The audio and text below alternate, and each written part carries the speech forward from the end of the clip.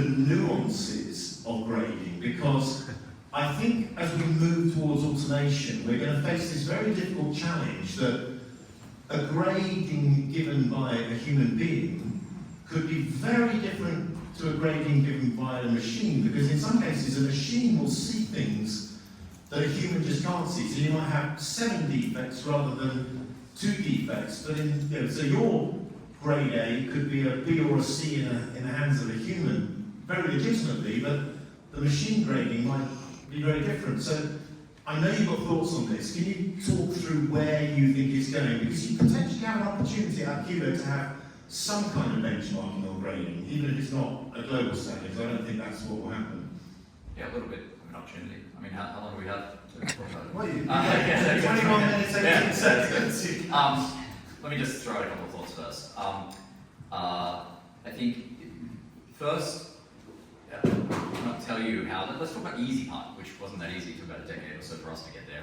Others have gotten there faster or slower. But if we split grading up into 2 concepts, right? First, and you mentioned part of the first concept, the tail end there. First is bring it back to that ground truth, determining the true state of the device, right? And you roughly map that to defect detection, right? Let's determine that the bag of defects that exist on every surface of this particular device, and the specific data points about those defects. You know, there's a scratch here, it's located in this portion of the AA surface, it's of this dimension, this proxy for depth, etc. Right? The defect detection was very hard.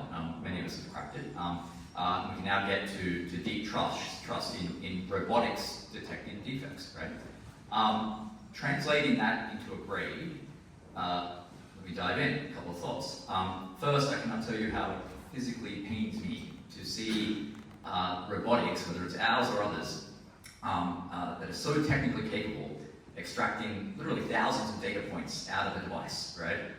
And you know, the device moves, at least with our robotics, moves through a set of cells, and the way it goes, and you can watch it happen, and all the data points extracted, and it's all incredibly objective, and gets to the end of it, and has a label applied automatically, of course, and the label says B, right? And that right there is fundamental challenge number 1, right? Is translating that bag of defects and the deep knowledge that you now have around that ground truth of what the device actually is into it's a B, right? That physically pains me because the depth of data, the depth of value in that data is just papered over by applying this high-level label, right? Now, that might work, that might be okay, my physical pain aside, if that label had significant utility in the market. And to the second point, I think what we need to do with grading is get down to some first principles first. What are we trying to achieve, right? Fundamentally, and we heard a little bit of this from Philippe earlier, it's matching the state of the device to the consumer's expectation, right? It's setting that expectation A and ensuring that that expectation is met, B. And in your intro there, you said a B determined by robots or A determined by robotics might be a B in the hands of a consumer. Maybe, you might be right, but I don't know any consumer, there might be a few in this room who are all a little odd, I don't know any consumers who hold a device in their hands and say, oh great, it's a B, right? Consumers do not think like that, right? Consumers demand a minimum expectation of quality. We've heard this from several prior panelists, right?